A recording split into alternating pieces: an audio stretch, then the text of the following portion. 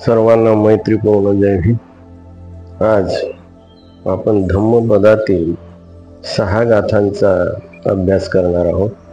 गाथा नंबर 296 ते 302 आणि ह्या गाथा भगवंतांनी केव्हा म्हटल्या ते सुद्धा त्याबद्दलची आता कथा आपण सांगणार आहोत। म्हणून भगवंत असा उपदेश करत असत की जे सामान्य माणसालाही समजेल, गरिबांनाही समजेल, श्रीमंतांनाही समजेल, म्हाताऱ्यांनाही समजेल, तरुणांनाही समजेल आणि बालकांनाही समजेल अशा पद्धतीने भगवंत आपला धम्म लोकांना सांगत असत। परंतु आज आपण स्थिती बघतो की हा एवढा सुवर्णासारखा धम्म, अति मौल्यवान धम्म, हिऱ्यासारखा धम्म याकडे लोकांचं लक्ष नाही। आज आपण बघतो ह्या देशामध्ये बाबाबुवांचं खूप चालत आहे।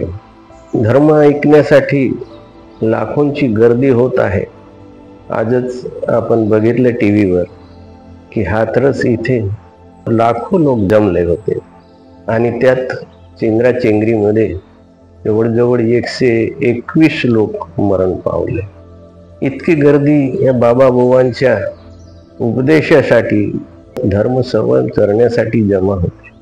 आणि आपणास माहीत आहे की ह्या बाबाबुवांचं दुकान खूप चालत आहे।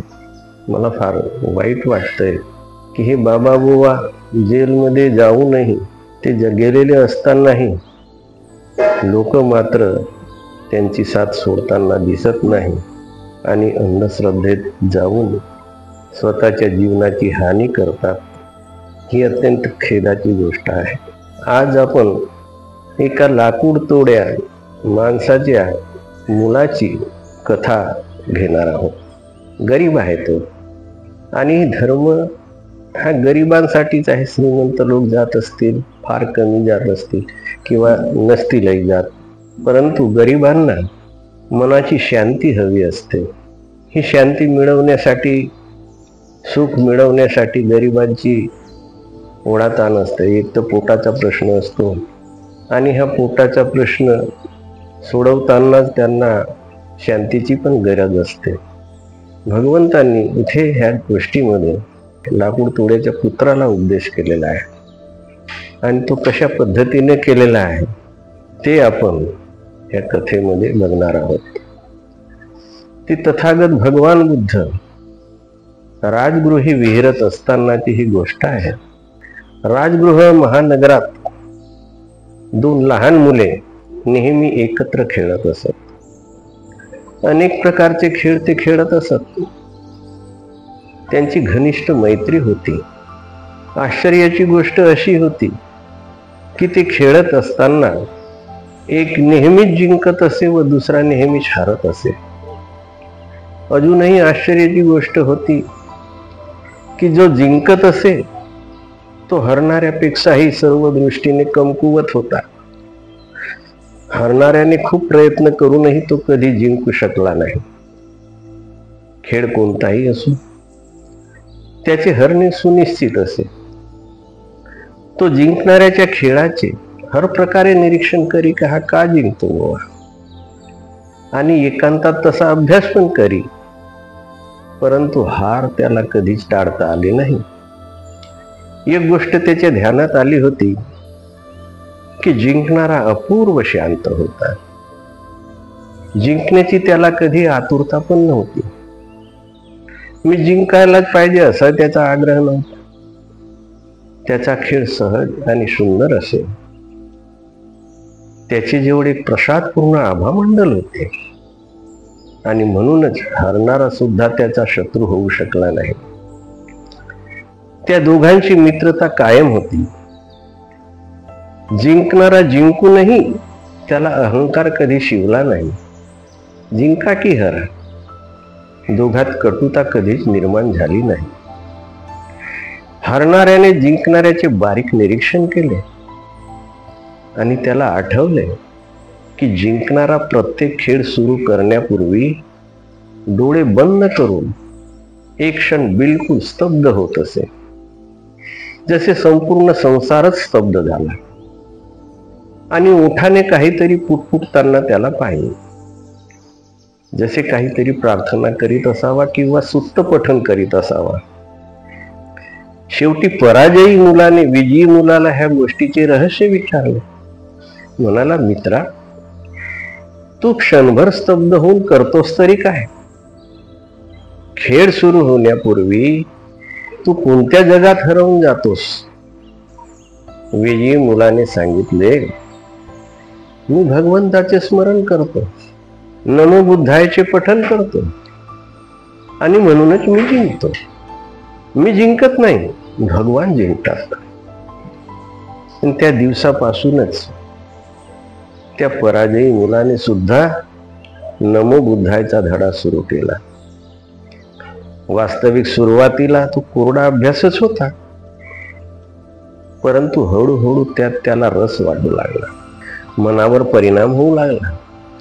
खूप खोलवर परिणाम झाला नसला तरी वरून फळ प्राप्त होताना दिसू लागले. तो थोडा शांत दिसू लागला, उतावळेपणा कमी होऊ लागला, पराजयाची छटा उसरू लागली, विजयाची आतुरता कमी होऊ लागली. खेळ खेळात पर्याप्त आहे असा भाव त्याच्यात निर्माण झाला. भगवंताच्या स्मरणाने न कळत तो डुबकी घेऊ लागला. परिणाम प्राप्त करण्यासाठी नमो बुद्धायचे पठण सुरू केले. मात्र आता परिणाम विसरून नमो बुद्धायच्या पठणातच त्याला आनंद मिळू लागला.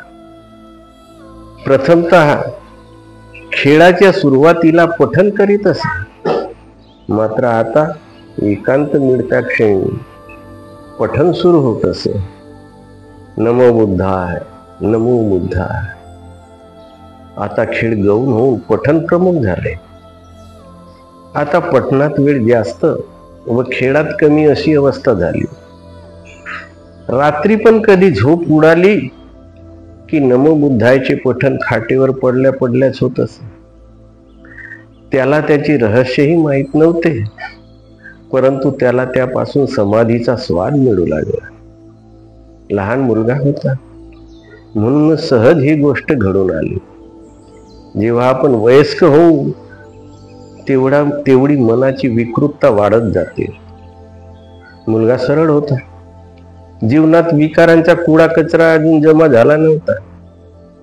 अजून त्याची पाटी कोरी असल्यामुळे हे सहज शक्य झाले होते. आणि म्हणूनच बालपणात ध्यानाकडे आकर्षित होणारी मुलं धन्यभागी आहेत. जेवढे मूल वाढत जाईल तेवढी ज्ञानप्राप्ती कठीण होईल. एके दिवशी त्या मुलाचा बाप त्या मुलाला सोबत घेऊन बैलगाडी जुंपून जंगलात गेला.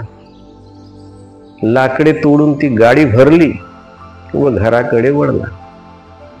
रस्त्यात स्मशानाजवळ बैलांना मोकळे केले व विश्रामासाठी एका झाडाखाली थांबला. भर दुपार होती.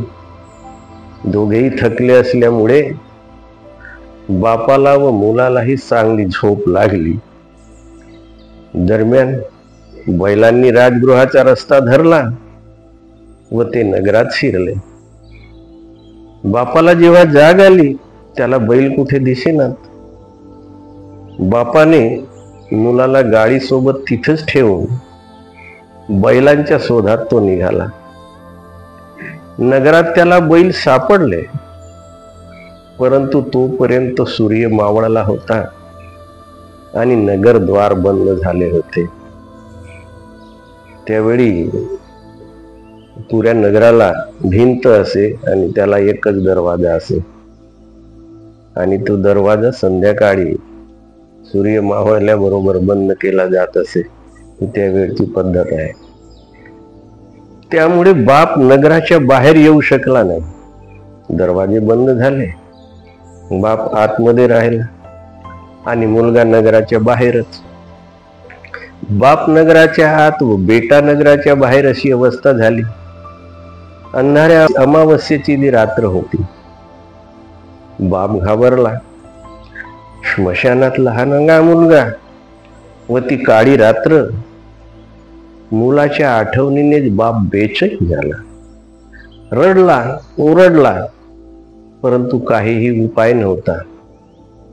नगर दरवाजे एकदा बंद झाले की सकाळीच द्वारपाल उघडत असत आणि त्या साध्या लाकूड तोड्या माणसाची कोण ऐकणार.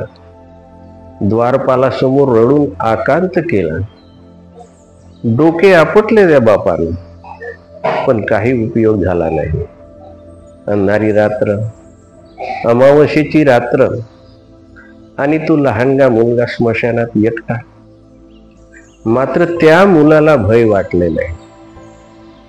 बघा, त्या मुलाला भय वाटले नाही, भीती तर दूरच, परंतु त्याला त्या एकांत स्थळी आनंद वाटू लागला. असा एकांत त्याला कधीच लाभला नव्हता. गरीबाचा मुलगा, लहानसं घर होते, एकाच खोलीत सर्व राहतात. माता, पिता, इतर भावंड, म्हातारा, म्हातारी सर्वच जण एकाच खोलीत राहत होते. त्यामुळे असा एकांत त्याला घरी मिळणेच मुश्किल होते.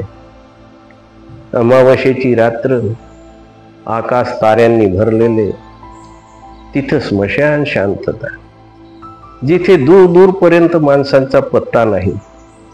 नगरद्वारे बंद आणि सर्व नगर झोपी गेलेले. अपूर्व असा अवसर त्या मुलास प्राप्त झाला. अशी शांती, असा सन्नाटा त्याने कधी अनुभवला नव्हता. आणि अशा वातावरणात त्याने नमो बुद्धायचे पठण सुरू केले. नमो बुद्धाय, नमो बुद्धाय, नमो बुद्धाय असे म्हणता म्हणतात केव्हा अर्धी रात्र निघून गेली त्याला कळलेच नाही. तार जुळल्या गेली, संगीत जोडून आले, वीणा वाजू लागली. पहिल्यांदा त्या मुलाला ध्यानाची अनुभूती झाली. शांती तर मिळालीच, पण आनंदाचे तरंगही नाचू लागले. जणू समाधीचा पूरच वाहू लागला. मुलगा कोणत्या दुसऱ्या लोकातच प्रवेश करून गेला. जी घटना दुसऱ्यांना अभिशाप ठरू शकत होती, ती त्याच्यासाठी वरदान ठरली. स्मशानाची शांतता मृत्यूची काळ रात्र ठरली असती, ती आनंद वर्ष ठरली. नमो बुद्धाय म्हणता म्हणता बुद्धांबरोबर तो एकरूप झाला. रात्री त्या स्मशानात काही भूत आले. त्या मुलाला पाहून ते अत्यंत आनंदित झाले. आता आपल्याला आयतीच शिकार लाभ झाल्याच्या आनंदाने त्या मुलाच्या आजूबाजूला नाचू लागले. भूतांना नाचताना पाहून तो मुलगा उठून बसला. भूत नाचत होते. भूत इथे असा अर्थ आहे मृत्यूमार. मृत्यूमार एक माराचा प्रकार आहे की जो माणसांना मृत्यूकडे घेऊन जातो, असा मार. ते भूत होते. ते भूत नाचत होते आणि तो मुलगाही समाधी सुखाने आतून नाचत होता. त्याने पुन्हा नमो बुद्धाय, नमो बुद्धायचा पाठ सुरू केला. भूतांनी त्याला विचलित करण्याचा प्रयत्न केला, परंतु ते विचलित करू शकले नाही. त्याला घाबरवण्याचा प्रयत्न केला, परंतु ते घाबरवू शकले नाहीत. भूत म्हणजे मृत्यूचे प्रतीकच आहे. ज्यावेळी समाधी प्राप्त होते त्यावेळी तुम्हाला कोणीच घाबरवू शकत नाही. ध्यानी माणसाला अजिबात भय नाही. त्या मुलाला तर ते भूत दिसलेच नाही. आणि जेव्हा त्याने नमो बुद्धायचा उच्चार सुरू केला, भूत घाबरून गेले. म्हणूनच म्हटलेले आहे की जिथे सम्यक समाधी आहे तिथे यमदूतही फिरकू शकत नाही. त्या भूतांनी पाहिले की तो साधारण मुलगा नव्हता. त्याच्या चारी बाजूला एक विशेष प्रकारचे आभामंडल होते. ते पाहून ते भूत त्याच्या सेवेला लागले. ते राजगृहातील राजमहालात गेले. बिंबिसार राजाच्या सोन्याच्या ताटात राजासाठी उपलब्ध असलेले भोजन, दिव्य भोजन म्हणतात त्याला, ते भोजन त्या मुलासाठी घेऊन आले. त्या लहानग्या मुलाला त्यांनी भोजन करवले, त्याची पूजा केली, त्याचे पाय दाबले, रात्रभर पहारा देऊन त्याचे रक्षण केले आणि पहाटेला सूर्य उगवण्यापूर्वीच सोन्याचे ताट गाडीमध्ये असलेल्या लाकडामध्ये लपवून ठेवले व पळून गेले. सकाळी सगळीकडे बातमी पसरली की राजाचे सोन्याचे ताट चोरीला गेले. राजाच्या शिपायांनी सर्वत्र शोध घेतला, परंतु ते ताट नगरात कुठेच सापडेना. नंतर त्यांनी नगराच्या बाहेर शोध घेण्याचा प्रयत्न केला व शेवटी त्या बैलगाडीत ते स्वर्ण ताट सापडले. त्या मुलाला चोर समजून राजासमोर प्रस्तुत करण्यात आले. मात्र तो मुलगा रस्ताभर नमो बुद्धायचे पठण करीत राहिला. त्याची ती मस्ती पाहण्यालायक होती. रस्त्यातून लोकांची भीड त्याच्या मागोमाग चालत होती. तसे ते दृश्य आजपर्यंत कोणी पाहिले नव्हते. एक विशिष्ट आभामंडल त्या मुलासोबत सरकत होते. राजाचे शिपाई पण बेचैन आणि हतबल दिसत होते. भीड वाढत होती. अशा स्थितीत त्या मुलाला राजासमोर उभे करण्यात आले. राजाने त्या मुलाला विचारले की काय झालं, हे स्वर्णताट तू चोरले काय? त्या मुलाने रात्री घडलेली सर्व हकीकत सांगितली. तो म्हणाला, रात्री काही माणसं माझ्या भोवती येऊन नाचत होते. मी डोळे बंद करून नमो बुद्धायचा पाठ करीत होतो. त्या माणसांनी मला उठवण्याचा प्रयत्न केला. मी डोळे उघडल्यावर मला वाटलं हे लोक सुद्धा नमो बुद्धायचं पठण करीत आहेत. मग मीही नव्या जोमाने नमो बुद्धायचा पाठ सुरू केला. थोड्या वेळातच ते माझे पाय दाबू लागले. काहींनी ह्या सुवर्ण थाळीत माझ्यासाठी भोजन आणले. त्यांनी मला झोपवले, माझ्या भोवती पहारा दिला आणि सकाळी हे ताट लाकडात लपवून पळून गेले. नंतर आपले शिपाई आले आणि मला इथे घेऊन आले. सम्राट बिंबिसार त्या मुलाला घेऊन तथागतांकडे गेला. दरम्यान त्या मुलाचे आई वडीलही भगवंतासमोर उपस्थित झाले. तथागत त्यावेळी राजगृह येथील वेळूवनात विहरत होते. राजाने भगवंतांना प्रश्न केला, भगवान, बुद्धानुस्मृती अशा तऱ्हेने मनुष्याचे रक्षण करू शकते काय? नमो बुद्धायचे पाठ म्हणजेच बुद्धानुस्मृती. बुद्धानुस्मृती मनुष्याचे रक्षण करू शकते काय? नमो बुद्धायच्या पठणाने ह्या लहानशा मुलाला जे प्राप्त झाले ते कुणालाही प्राप्त होऊ शकते काय? आणि तेही खेळता खेळताच.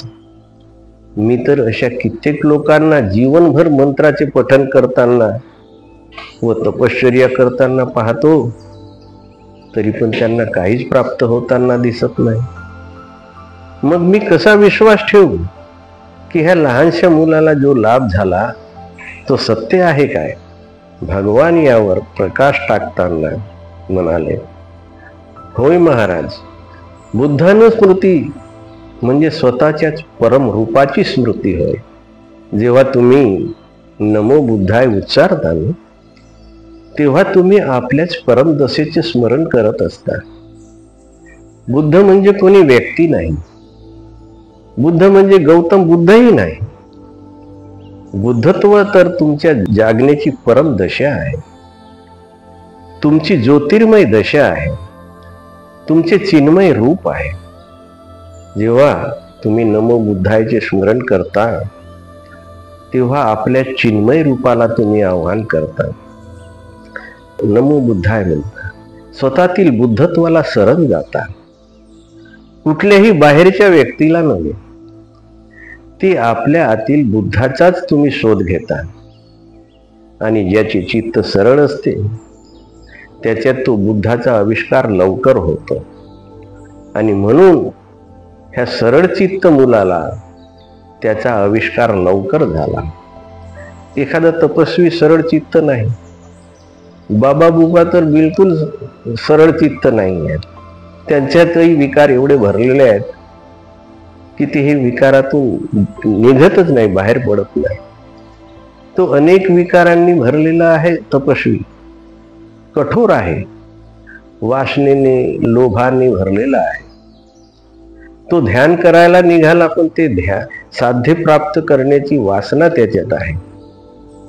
आणि जेवढी ध्यान प्राप्त करण्याची वासना प्रबळ, तेवढं लक्ष दूर दूर जाईल. ह्या मुलानं काही वासना केली नाही, बिना वासनेने पठन केले, म्हणूनच त्याला लक्ष लवकर प्राप्त झाले. नमो बुद्धाय किंवा बुद्धानुस्मृती ही स्वतःच्याच परमरूपाची स्मृती आहे. ते वरवरचे पठन नव्हे, ती अंतरातली मागणी आहे, आपल्या आतील केंद्राचे स्मरण आहे. बुद्धाशिवाय अन्य कोणतेही शरण नाही आणि याच्या अतिरिक्त दुसरा कुठला मार्ग पण नाही. बुद्धत्वच मृत्यूपासून रक्षा करू शकतो. बुद्ध पुढे म्हणाले, महाराज, केवळ बुद्धानुस्मृतीच मृत्यूपासून, भयापासून रक्षण करीत नाही, तर जे 6 प्रकारे चित्ताला निग्रहित करतात त्यांना अन्य रक्षकाची गरज नाही. अशा तऱ्हेने त्या 6 प्रकारचे वर्णन करताना भगवंतांनी पुढील गाथा म्हटल्या. सोपबुद्धं पबुज्झन्ति सदा गौतम सावका येसं दिवाचुरतोच नित्यं बुद्ध गतासति रात्रं दिन हर समयीजे बुद्धानुस्मृती ठेवती. गौतम बुद्धांचे हे श्रावक हर समयी जागृत असते. सोपबुद्धं पबुज्झन्ति सदा गौतम सावका येसं दिवाचुरतोच नित्यं धम्मगतासति.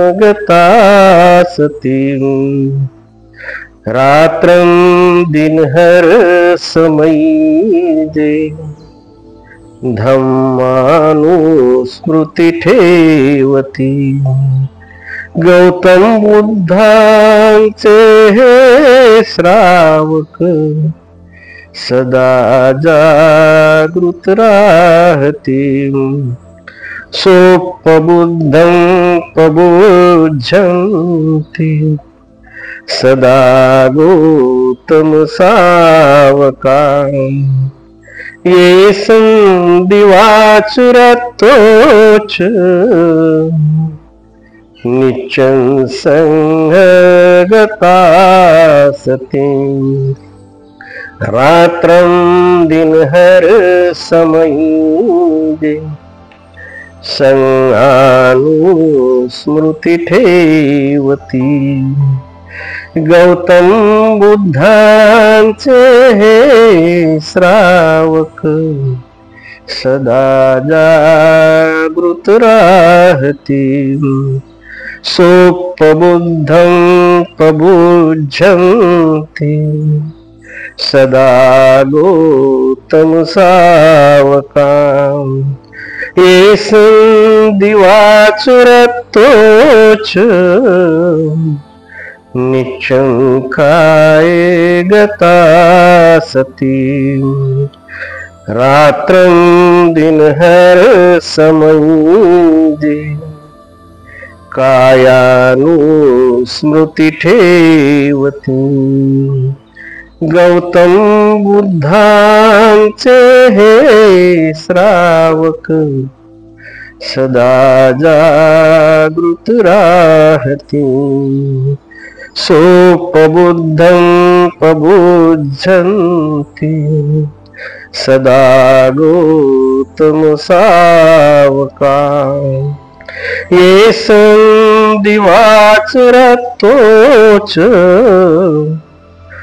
अहिंसाये रतो मनाम रात्रं दिनहर समयी अहिंसेत मनोरमवीति गौतम बुद्धांचे हे श्रावक सदा जागृत राहती सोपबुद्धं पबुध्यन्ति सदा गौतम सावकां ये संधिवाचरतोच भावनाये रतो मनां रात्रं दिनहर समयी भावनेत मनोरमवीति गौतम बुद्धांचे हे श्रावक सदा जागृत राहती. अशा तऱ्हेने भगवंतांनी ह्या 6 गाथा सांगितल्या प्रसेनजित राजाला, त्याबरोबर तिथे उपस्थित सर्व मंडळी होती. त्याचा नेमका अर्थ असा आहे की ज्यांची रात्रंदिवस प्रत्येक समयी बुद्धविषयक स्मृती कायम राहते, ते गौतमाचे भगवान बुद्धांचे श्रावक सदा सर्वदा जागृत असतात. ज्यांची रात्रंदिवस प्रत्येक समयी धम्मविषयक स्मृती कायम राहते, ते भगवान बुद्धांचे शिष्य सदा जागृत राहतात. ज्यांची रात्रंदिवस प्रत्येक समयी संघविषयक स्मृती कायम राहते, ते भगवान गौतम बुद्धांचे शिष्य सदा जागृत राहतात. ज्यांची रात्रंदिवस प्रत्येक समयी कायेची स्मृती कायम राहते, ते गौतमांचे शिष्य सदैव जागृत असतात. ज्यांचे मन रात्रंदिवस अहिंसेमध्ये गुंतलेले असते, ते गौतम बुद्धांचे शिष्य सदा जागरूक राहतात. ज्यांचे मन रात्रंदिवस मैत्री भावनेत राहत असते, ते गौतम बुद्धांचे शिष्य सदैव जागृत असतात.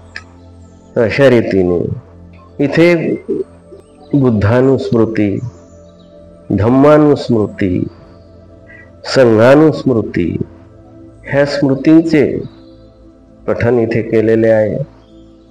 ह्या 3ही स्मृती, बुद्ध, धम्म आणि संघ, हे 3 रत्न यांची स्मृती सतत ठेवणे हे अत्यंत महत्वाचे आहे.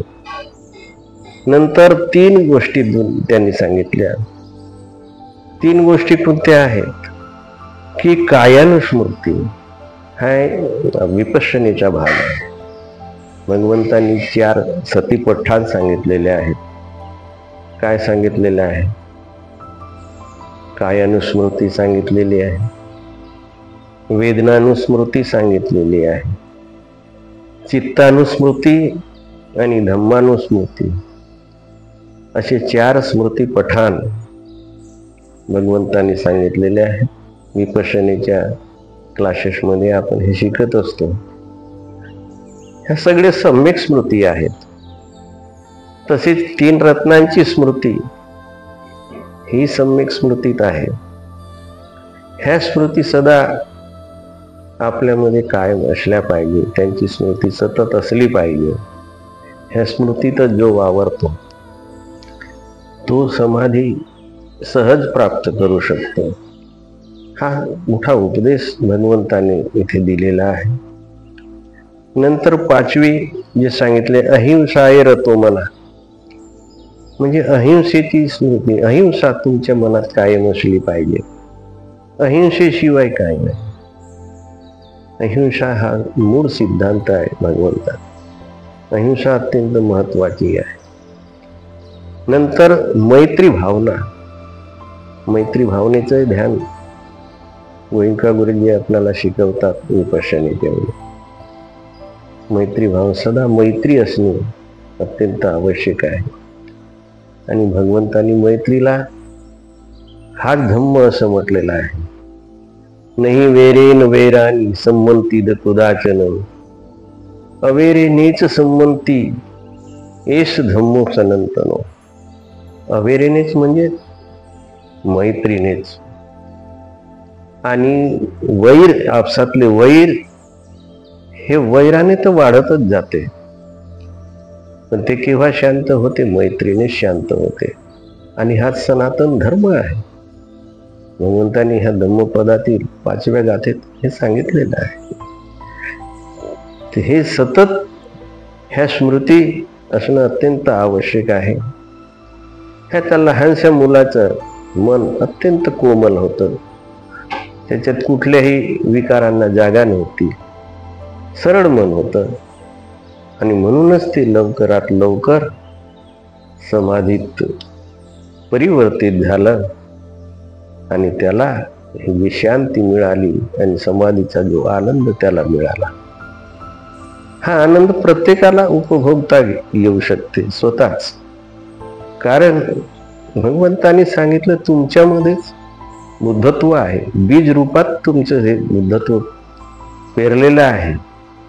पण त्याला खत पाणी घाला आणि हा समाधीचा वृक्ष मोठा करा, ज्ञानाचा वृक्ष मोठा करा, प्रज्ञेचा वृक्ष मोठा करा. भगवंतांना बुद्धत्व प्राप्त करणे झालं म्हणजे काय? संपूर्ण प्रज्ञा प्राप्त झाली आहे. ही प्रज्ञा अत्यंत महत्वाची. प्रज्ञा म्हणजे नुसतीच प्रज्ञा नाही, त्याचं शहाणपण आहे. प्रज्ञा म्हणजे शहाणपण आहे. कुठलीही गोष्ट करताना तुम्ही शहाणपणाने केली पाहिजे, प्रज्ञा वापरली पाहिजे, जागरूकतेनं वापरली पाहिजे. जागरूकता ही अत्यंत महत्वाची आहे. धम्मपदात एक अपमाद वग्ग आहे, अपमाद वग्ग. त्याचा अर्थ काय? भगवान सांगतात की तुम्ही सतत जागरूक असले पाहिजे. आता विपश्यनेला जाणारे लोक सतत जागरूक असतात, ते नुसते बसत नाही. पण लोकांनी भ्रम पसरवून दिलेला आहे की हे लोक इनॅक्टिव्ह होतात, हे डोळे लावून बसतात, याच्याने आंबेडकरी चळवळ नष्ट होत आहे. म्हणून ती नष्ट होत नाही. ती तुमची प्रज्ञा पुष्ट करण्यासाठी आहे. धम्मानुस्मृती काय आहे? चित्तानुस्मृती काय आहे? की तुमचं चित्त जे आहे त्या चित्ताचा अभ्यास करा. तुम्ही समजून घ्या चित्ताला, त्या चित्ताच्या धम्माला समजून घ्या. म्हणजे चित्त कसं वागतं, काय आहे याच्यातलं, दुर्गुण आहेत काय की सगुण आहेत, चांगले गुण आहेत की वाईट गुण आहेत, याचा अभ्यास म्हणजे धम्मानुस्मृती आहे. वेदनानुस्मृती काय? तुमच्या शरीरात काय वेदना आहेत, वेदना होतात, बारीक बारीक तुम्ही वेदना जाणू शकता. तुमच्या शरीरामध्ये जे स्थित्यंतर होत आहे सतत, जर वाईट स्थित्यंतर होत असेल, डिफॉर्मेशन होत असेल, तर तुम्ही साक्षी भावाने बघा, त्याच्या डिफॉर्मेशनचं नॉर्मल होईल, ते नॉर्मल होईल, त्या वेदना नॉर्मल होते. तर अशा रीतीने वेदनानुस्मृती आहे. कायानुस्मृती काय आहे? कायानुस्मृती म्हणजे तुमच्या प्रत्येक शरीराचं अवलोकन आहे, प्रत्येक शरीरातल्या भागाचं अवलोकन आहे. तुम्ही शरीरात काय घडत आहे, शरीर तुमच्या पायापासून डोक्यापर्यंत, डोक्यापासून पायापर्यंत कुठल्या अवयवात काय बदल होत आहे, हे पाहण्याला कायानुस्मृती म्हटलेली आहे. आणि कायानुस्मृती एवढी तीक्ष्ण असली पाहिजे तुमची ही एक प्रकारची विपश्यनाच आहे. ह्या गाथांमध्ये भगवंताने तुम्ही सांगितलंय की तुम्ही बुद्धानुस्मृती सतत ठेवा. संकटाच्या वेळी तुम्हाला बुद्धांचे गुण आठवता आले पाहिजे. इति पिसो भगवा अरहं सम्मा संबुद्धो विद्याचरण संपन्नो सुगतो लोकविदु अनुत्तरो पुरिस धम्म सारथी सत्ता देव मनुष्यानंद बुद्धो भगवाती. याच्यात भगवंताचे 9 गुण जवळजवळ सांगितलेले आहेत. त्या गुणांचे स्मरण करणे म्हणजेच बुद्धानुस्मृती आहे. आणि हे बुद्धत्व तुमच्यात आहे. तुम्ही तेवढं डेव्हलप केलेलं नाही.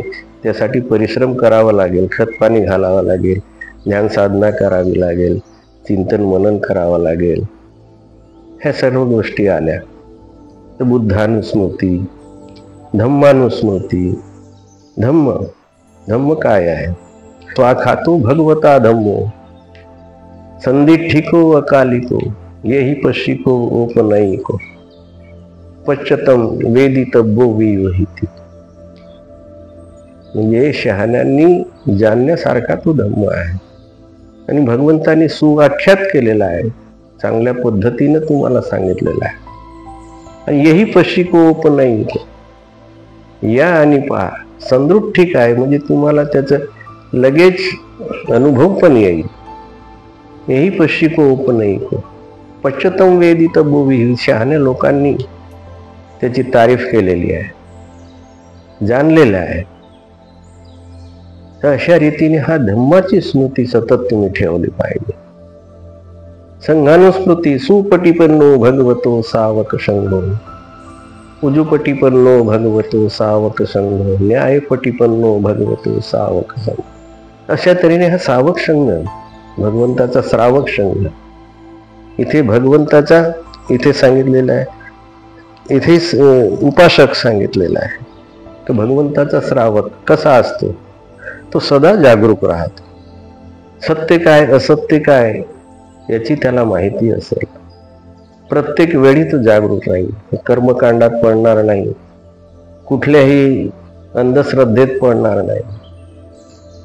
तो जागेल, तो शहाणा होईल. स्वतः तो अवलोकन करेल की हे गोष्ट बरोबर आहे की नाही. जे आपण करतो ते कोणी सांगितलं म्हणून करतो असं नाही. तर आपल्या ह्या 6 गाथापैकी 3 गाथा अत्यंत महत्त्वाच्या आहेत. ते आपण आता पाहिलेले आहेत. बुद्ध, धम्म आणि संघ. त्यांची स्मृती, त्यांचे शरण अत्यंत लाभदायी आणि महत्त्वपूर्ण आहे. चौथी गोष्ट आहे कायानुस्मृती.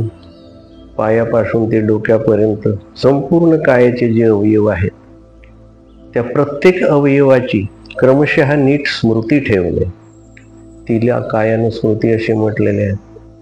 शिवाय त्या प्रत्येक अवयवांच्या हालचालीवर सुद्धा सतत लक्ष असणे अत्यंत महत्त्वाचे आहे. तुम्ही उठले तर जाणा तुम्ही उठले, बसले तर जाणा तुम्ही बसले, भोजन करीत असाल तर जाणा तुम्ही भोजन करीत आहात, स्नान करीत असाल तर जाणा की स्नान करीत आहात.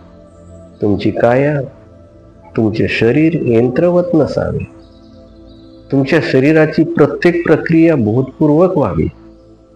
कठीण आहे, परंतु अनेक प्रयासानंतर काय स्मृती जागी होईल. मन प्रथम 2 सेकंदासाठीच एखाद्या अवयवावर किंवा कायेच्या एखाद्या कृतीवर स्थिर होईल. मात्र कठोर परिश्रमाने प्रदीर्घ काळासाठी काय स्मृती साधता येईल. आणि काय स्मृती साधल्यानंतर जीवनातील बऱ्याचशा गोष्टी आपोआप समाप्त होऊ लागतील. जसे क्रोध, लोभ, कामवासना इत्यादी. हे सर्व कायाच्या बेहोशीमुळेच घडून येतात. कामवासना आपल्यावर वरचढ होते, ती कायाच्या बेहोशीमुळेच. म्हणून तुम्ही प्रयोग करून पहा की जर तुम्ही हात उचलायचे असेल तर लक्षपूर्वक उचला व लक्षात ठेवा की मी हात उचलत आहे. पाय उचलायचं असेल तर लक्षपूर्वक उचला, थोडा हळूवार उचला. तुम्हाला आश्चर्य वाटेल की जागरूकतेने ह्या क्रिया करताना तुम्हाला एक प्रकारची शांती अनुभवायला येईल. म्हणूनच बुद्धांनी त्यांच्या भिक्षूंना चंक्रमण शिकवले. चंक्रमण म्हणजे हळू चला, जेणेकरून तुम्हाला चालण्याची क्रिया स्मृतीपूर्वक करता येईल. हळूहळू एक एक पाऊल उचला. डावा पाय उचलल्यास जाणीवपूर्वक उचला की मी डावा पाय उचलत आहे.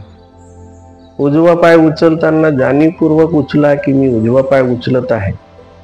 जर वर्ष 2 वर्ष कायेच्या प्रत्येक क्रियेवर लक्ष ठेवल्यास, जाणीवपूर्वक कोणतीही कृती केल्यास कायानुस्मृती साध्य करता येईल.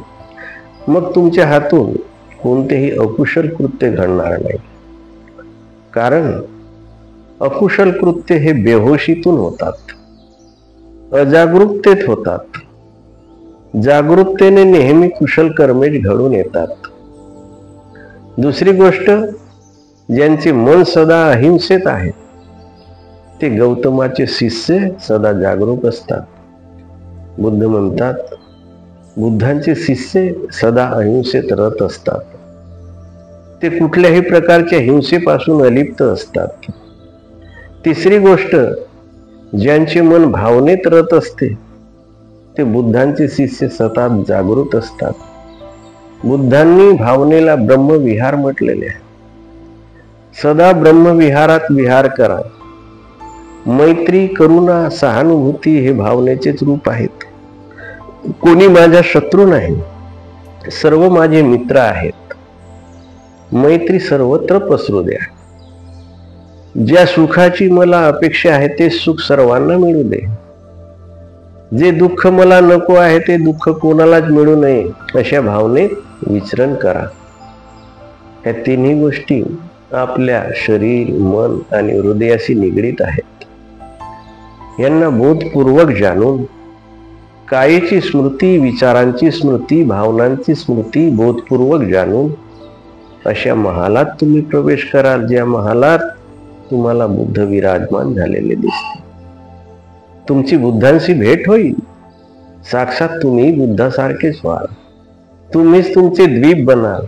अत्तो दीपो भव. मूर्छा शत्रू आहे. काम, क्रोध, लोभ, मद, मत्सर शत्रू आहेत. शत्रूवर विजय कसा प्राप्त कराल?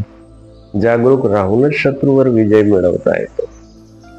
ज्याच्या आतून सर्व शत्रू नष्ट झाले, ज्याचा क्रोध करुणेत रूपांतरित झाला, ज्याची काम वासना ब्रह्मचर्यात रूपांतरित झाली, तोच अर्हत, तोच भगवंताचा खरा शिष्य. हेच ह्या वरील 6 गाथांमधून शिकण्यासारखे आहे. म्हणून अनेक गाथा आणि कथा धम्मपदातील आपण सादर करणार आहोत. उत्कृष्ट असा उपदेश भगवंतांनी धम्मपदात दिलेला आहे.